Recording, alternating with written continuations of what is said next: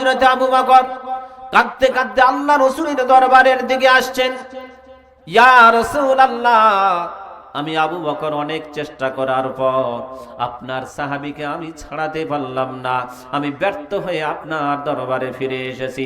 হযরত ওমরে ফারুক বলেন, আমি মনে মনে ভাবলাম এইবার রাসূল মনে হয় বলবেন, বাবা উমর তুমি চলে যাও।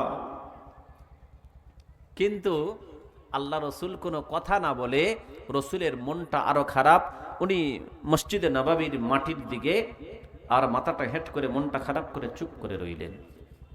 হযরত উমর ফারুক বলছেন, রসুল আমার বলেটা কই, বলে কই একবার। কিন্তু আল্লাহ রসুল যখন কথা বলছেন না, হযরত উমরে ফারুক আর সহ্য করতে পারলেন না, আবার তৃতীয়বারের জন্য দাঁড়ালেন। ইয়া রাসূলুল্লাহ, বেয়াদবি মাফ করবেন, আমি উমর, আমার জন্য কি একবার অর্ডার হয় না? আচ্ছা বলেন তো, আল্লাহ রসুল উমারকে অর্ডার দিচ্ছেন না কেন? হ্যাঁ, হযরতে উমরে ফারুক ছিলেন অন্যায়ের বিরুদ্ধে বজ্র কঠোর, অন্যায়ের বিরুদ্ধে বজ্র কঠোর। এটা হচ্ছে ইমানদারদের একটা লক্ষণ, পাক্কা ইমানদারদের লক্ষণ। এটা হচ্ছে প্রকৃত মুসলমানের লক্ষণ। মুসলমান পাক্কা ইমানদার কখনো মানুষকে ক্ষতি করতে পারে না, কখনো কোনো মানুষের উপর আক্রমণ করতে পারে না। ঠিক বললাম না ভুল বললাম? কিন্তু কেউ যদি তার ক্ষতি করতে আসে, তার প্রাণ নাশ করতে আসে, ইমানদার রুখে দাঁড়াবে। দাঁড়াবে কি দাঁড়াবে না? দাঁড়াতে হবে তো, নিজের প্রাণ বাঁচানোর জন্য। তা হযরত উমরে ফারুক ওই শরীয়তের কোনো অন্যায় কাজ উনি বরদাস্ত করতে পারতেন না। উনি এমন ছিলেন, দিনের জন্য বজ্র কঠোর। ও বন্ধু আমার, আল্লাহ রাসূল হযরত উমরকে অর্ডার দিচ্ছেন না, তার কারণ হলো রাসূল মনে মনে ভাবছেন, আমি যদি উমরকে একবার অর্ডার দিয়ে দিই, হয় উমর সালমানকে ছাড়িয়ে নিয়ে আসবে, আর না হয় আল্লাহর বান্দা ইহুদির গর্দান কি হবে, উড়ে যাবে। রাসূল বলেন, না না, ওরে দুনিয়ার মানুষ তোমরা শুনে নাও, এখান থেকে আমি আপনাদের একটু মেসেজ দিতে চাই বন্ধু আমার। শুধু তাই নয়, মাইকের আওয়াজ যদি অমুসলিম ভাইদের কানে যায়, আমি তাদেরকে সাদরে আমন্ত্রণ জানালাম, আপনারা একটু এখান থেকে ভালো করে শোনেন, আমার রাসূলের আদর্শটা একটু এখান থেকে ভালো করে শোনেন। শোনার পর তারপর আমার রাসূলকে নিয়ে আপনারা মন্তব্য করবেন। অনেক মূর্খের দল, লেখাপড়া কিছু নেই, তারপরেও আমার রাসূলকে নিয়ে কটূক্তি করে, হ্যাঁ কি না? আমি বলি, ওরে মূর্খের দল, তোরা কিতাবপত্র পড়ে তবে বল, আমার রাসূলের জীবনী পড়ো, তারপরে বলো। আরে শিক্ষিত হায়ার এডুকেটেড অমুসলিম ভাইরা আমার রাসূলকে সম্মান করে, করে কি করে না? করে না? দলিল আসছি পরে। প্রিয় বন্ধু আমার, আপনাদের সম্মুখে এবং অমুসলিম ভাইরা যদি শোনেন, তাদেরকে সাদরে আমন্ত্রণ জানালাম, আমার রাসূলের আদর্শটা একটু এখান থেকে শুনে নেন। আমার রাসূল এখান থেকে জানিয়ে দিলেন, ও বিশ্বের মানুষ তোমরা শুনে নাও, না না না, আমি উমারকে পাঠাতে চাই না, কারণ উমারকে যদি পাঠাই, হয় সালমানকে ছাড়িয়ে নিয়ে আসবে, না হয় ইহুদির গর্দান চলে যেতে পারে। ও বিশ্বের মানুষ, আমি বিশ্ব নবী তোমাদের জন্য মেসেজ দিয়ে দিলাম, আমি শুধু সালমানের নবী নয়, আমি যেমন ভাবে সালমানেরও নবী, আমি তেমন ভাবে ইহুদি আল্লাহর বান্দারও নবী, আমি যেমন ভাবে মুসলমানদের নবী, আমি তেমন খ্রিস্টানদেরও নবী, আমি যেমন মুসলমানদের নবী, আমি তেমন বৌদ্ধদের নবী, আমি তেমন জৈন, পার্সি, শিখ, কলভিল, মুন্ডা। এক কথা আল্লাহ রাসূল বলেন, ও দুনিয়ার মানুষ তোমরা শুনে নাও, আমি কেবলমাত্র মুসলমান জাতির জন্য নবী হয়ে আসি নাই। আমার আল্লাহ পৃথিবীতে এক কথায় জাতপাত ধর্ম বর্ণ নির্বিশেষে যত মানুষ এসেছে, আমি আমার আল্লাহ আমাকে সকলের জন্য নবী করে পাঠিয়েছে। জোরে হবে না? তোমরা মানো আর নাই বা মানো, তোমরা হয়তো মানো না, কিন্তু আমি বিশ্বের সকল মানব জাতির জন্য আমি নবী। আরেকটু দলিল দি বন্ধু আমার আল্লাহ পাক বলেন, ও দুনিয়ার মানুষ তোমরা শুনে নাও, আমি আমার রসুলকে পাঠিয়েছি বিশ্বের সকল মানব জাতির জন্য, আমি আমার রসুলকে পাঠিয়েছি জিন জাতির জন্য, আমি আমার রসুলকে পাঠিয়েছি এক কথায় দুনিয়ার বুকে যত জীবজন্তু পশু পাখি গাছপালা যাদের জীবন দিয়ে পাঠিয়েছি আমি সকলের জন্য আমার রসুলকে রহমতের নবী করে পাঠিয়েছি। কে বলছেন? আল্লাহ বলছেন। যদি বলেন দলিল, দলিল হলো কোরআন। আল্লাহ রাব্বুল আলামিন বলেন ওয়ামা আরসালনাকা ইল্লা রাহমাতাল লিল আলামিন। কোরআন শরীফের পারা নাম্বার 17, সূরার নাম সূরাতুল আম্বিয়া, আয়াত নাম্বার 107, 107 নাম্বার আয়াতের ভিতরে আল্লাহ রাব্বুল আলামিন বলেন ওয়ামা আরসালনাকা ইল্লা রাহমাতাল লিল আলামিন। ও দুনিয়ার মানুষ তোমরা শোনো, আমি আমার রসুলকে যেমন ভাবে মুসলমানদের জন্য দয়ার নবী করে পাঠিয়েছি, আমি তেমন অমুসলিম মানুষদের জন্য দয়ার নবী করে পাঠিয়েছি। এক কথায় জাত পাত ধর্ম বর্ণ নির্বিশেষে আমি আল্লাহ আমার নবীকে সকল মানুষের জন্য, সকল জিন জাতির জন্য, পশু পাখি গাছপালা যাদের জীবন দিয়েছি সকলের জন্য আমি রহমতের নবী করে পাঠিয়েছি। কে বলছেন? কে বলছেন? আল্লাহ বলছেন। হাদিস থেকে অনেক দলিল আছে। আল্লাহর কথাটা এই পর্যন্ত দলিল দিলাম, হাদিসের দলিলটা পরে রাখলাম, আর বলবো না। প্রিয় বন্ধু আমার ও মুসলিম ভাইদের কথা একটু বলি। আমাদের ভারতবর্ষের জাতির জনক কে বলেন? মহাত্মা গান্ধী। সকলের পকেটে পকেটে আছে বেটা, তাই না? মহাত্মা গান্ধী পকেটে পকেটে ঘটছে ভারতবর্ষের জাতির জনক বন্ধু আমার। উনি ছিলেন ব্যারিস্টার মানুষ, উনি বই লিখতেন ইংলিশে একটা বই লিখেছেন বন্ধু আমার। ওই বইয়ের একটা কোটেশন আপনাদের সম্মুখে তুলে ধরি। উনি বলছেন but for Islam India would not to be what is today. উনি বলছেন ভারতবর্ষের বুকে যদি ইসলাম ধর্মের মানুষরা যদি না আসতো তাহলে মানুষরা প্রকৃত মানুষ হিসাবে গণ্য হতো না। জোরে হবে না? প্রিয় বন্ধু আমার, শুধু তাই নয়, মহাত্মা গান্ধীর আর একটা কথা আনন্দবাজার পত্রিকায় নোট করা হয়েছিল আজ থেকে প্রায় 8-10 বছর পূর্বে। আনন্দবাজার পত্রিকাটা আমার কাছে আছে বন্ধু আমার। ওই মহাত্মা গান্ধীর কথাটা বাংলায় সেটাকে তর্জমা করা হয়েছিল আনন্দবাজার পত্রিকায়। উনি বলছেন পৃথিবী যখন অন্ধকারে নিমজ্জিত, আসল ভাষা ছিল প্রতীচ্য। প্রতীচ্য মানে কি? পৃথিবী। প্রতীচ্য যখন অন্ধকারে নিমজ্জিত তখন পশ্চিমের আকাশে উদিত হয়েছিল একখানি চাঁদ। ও চাঁদটা দুনিয়া আকাশের চাঁদ নয়, ও চাঁদটা হলো আব্দুল্লাহর হেলাল মা আমিনার দুলাল। নাম তার হলো পিয়ারা নাম মুহাম্মাদুর রাসূলুল্লাহ। চিল্লে বলা যাবে কি সুবহানাল্লাহ? কে বলছেন? মহাত্মা গান্ধী বলছেন।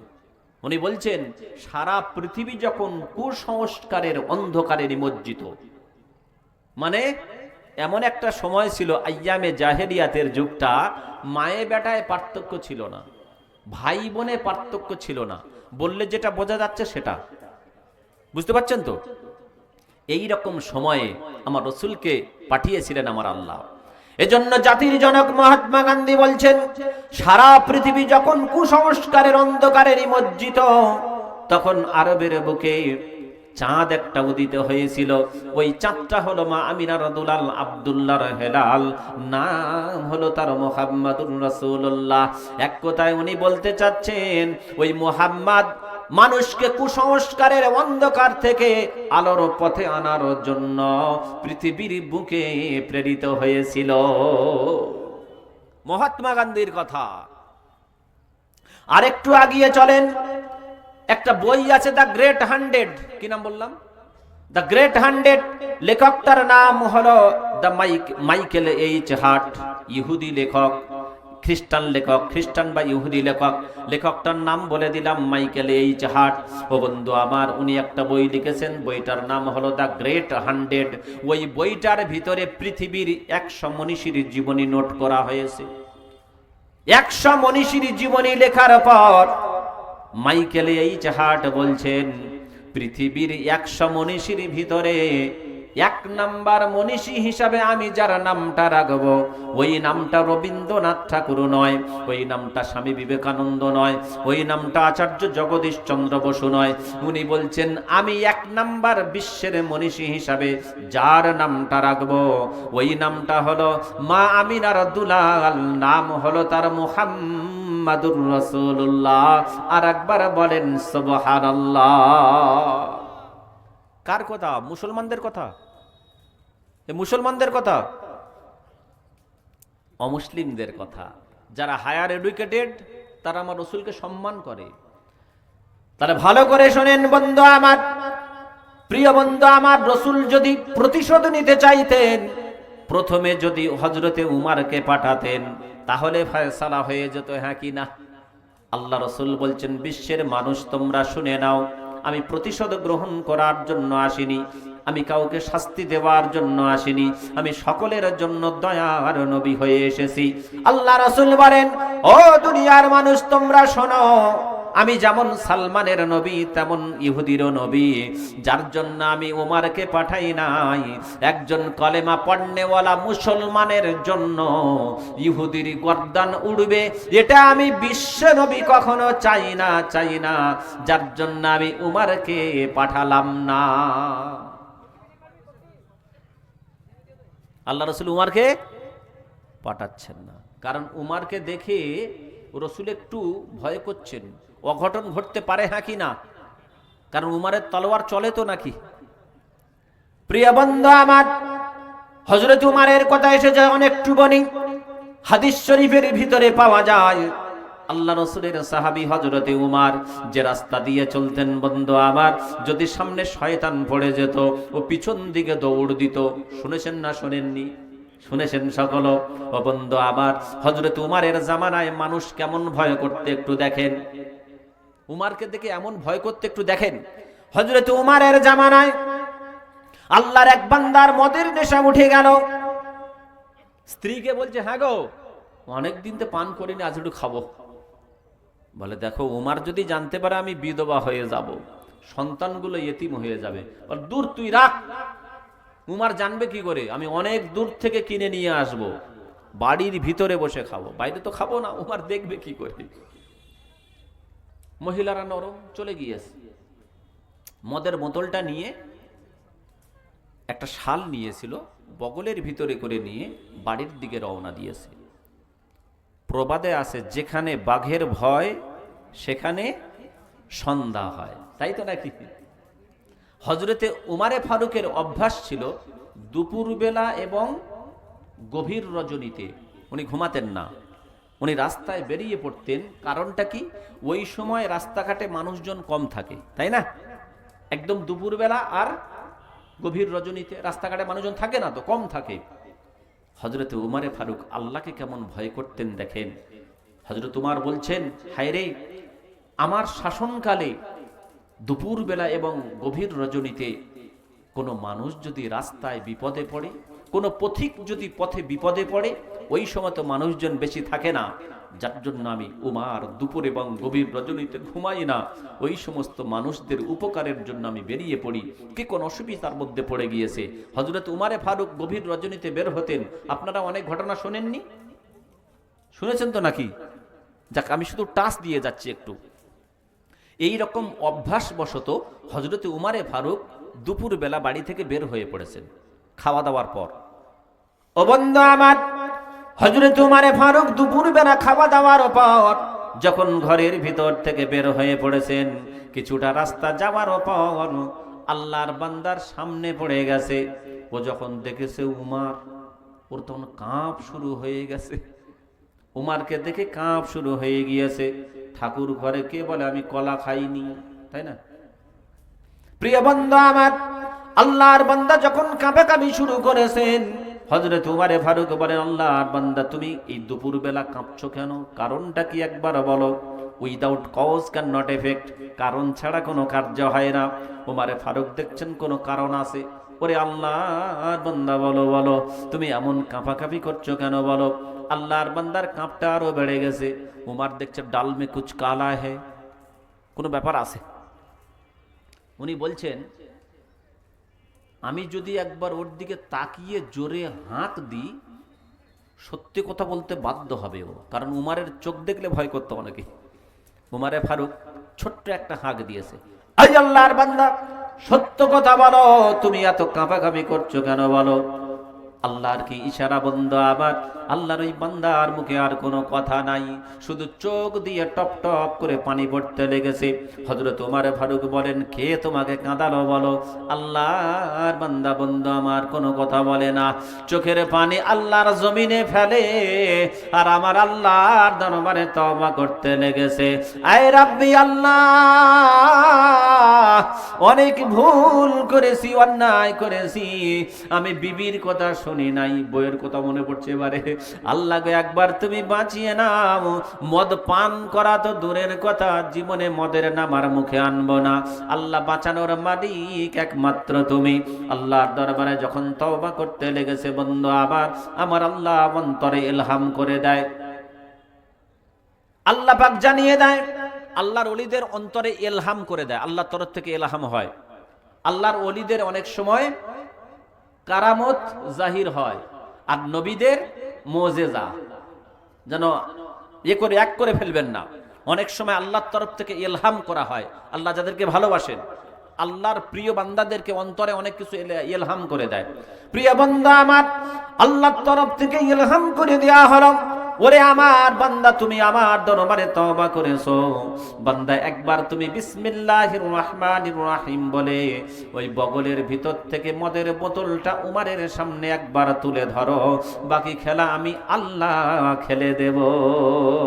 আল্লাহর বান্দা চোখের পানি ফেলছেন, যখন অন্তরে ইলহাম হয়ে গেল আল্লাহর তরফ থেকে, ও বন্ধু আমার আল্লাহর প্রতি 100% বিশ্বাস রেখে বিসমিল্লাহির রহমানির রহিম বলে মদের বোতলটা যখন উমারের সামনে ধরেছে, মদের বোতলটা পরিপূর্ণ দুধে ভর্তি হয়ে গেছে।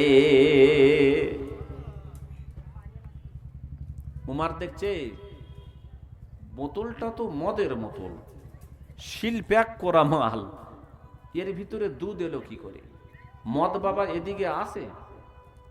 হ্যাঁ, এদিকে মদ বাবা আছে তাহলে? আল্লাহ,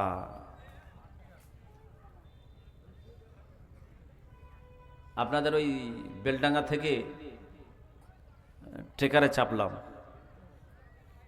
আমার এখান থেকে ফোন করলেন আমার হাফেজ সাহেব, বললেন হুজুর আপনি ওই কালীতলা, তাই তো, কালীতলাতে নামেন। ওখানে নামলাম, ড্রাইভার আমার কাছ থেকে ভাড়া নিতে এসছে, আমি তার দিকে মুখ ফিরিয়ে আর কথা বলতে পারলাম না, মুখ থেকে এত সেন্ট বের হচ্ছে, সেন্ট, তাই তো, মদ পান করেছে রে বাবজি। আমি তাড়াতাড়ি সরে এলাম, তাহলে এদিকেও মদ বাবা আছে, তাই তো। আহা মুসলমান,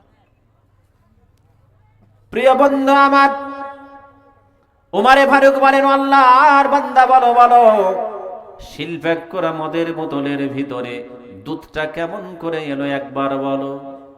আল্লাহর বান্দা বলে, ও উমার তুমি শুনে নাও, মিথ্যা কথা কখনো বলি নাই, বলবো না। আমি আল্লাহর দরবারে তওবা করতে লেগেছিলাম, যখন তোমার সামনে পড়ে গেছি, আমি আল্লাহর দরবারে জানিয়েছি, আয় রাব্বি আল্লাহ, তুমি ছাড়া বাঁচানোর কেউ নাই। যদি একবার উমার জানতে পারে আমার বগলের ভিতরে মদের বোতল আছে, আমার গর্দান উড়ে যাবে, আমার বিবি বিধবা হয়ে যাবে, সন্তানগুলো ইতিম হয়ে যাবে। ওগো আল্লাহ, তুমি আমাকে একবার বাঁচিয়ে নাও, আমি তওবা করলাম, মদের নাম আর মুখে আনবো না। আমার আল্লাহ বলেন, বান্দা তুমি একবার বিসমিল্লাহ বলে উমারের সামনে মদের বোতলটা তুলে ধরো, বাকি খেলা আমি আল্লাহ খেলে দেব। ও উমার, আমি জানি না, আমি আল্লাহর উপর ভরসা রেখে বিসমিল্লাহ বলে মদের বোতলটা যখন তোমার সামনে তুলে ধরেছি, বাকি খেলা আমার আল্লাহ খেলে দিয়েছে। সেই আল্লাহ এইরকম এখন আছে তো নাকি? সেই রকম আছে তো নাকি? নাকি আল্লাহ বয়স হয়ে বুড়ো হয়ে গিয়েছে, শক্তি একটু কমে গেছে মনে হয় নাকি? আল্লাহ অতীতে যেমন ছিলেন, বর্তমানে তেমন আছেন, ভবিষ্যতেও তেমন থাকবেন। আল্লাহর কোনো পরিবর্তন হবে না। ও বন্ধু আমার, আমার আল্লাহ বলেন বান্দা তোমরা শুনে নাও, তোমরা যখন আমার দরবারে নিজের গুনার কথা স্মরণ করে তওবা করো, আমি আল্লাহ ঘোষণা দিলাম তোমাদের চোখের পানি জমিনে পড়ার আগে আগে আমি আল্লাহ তোমাদের তওবাটাকে কবুল করে নেব। আল্লাহ বলেন বান্দা আমার রহমতের তোমরা নিরাশ হইও না, তোমরা গুনার বোঝা মাথায় নিয়ে ঘোরাঘুরি করছো, আমি আল্লাহ ঘোষণা দিলাম তোমরা নিরাশ হইও না, আশা রেখে আমার দরবারে তোমরা একবার তওবা করো, আমি আল্লাহ তোমাদের জীবনের সব গুনাহগুলিকে মাফ করে দেব।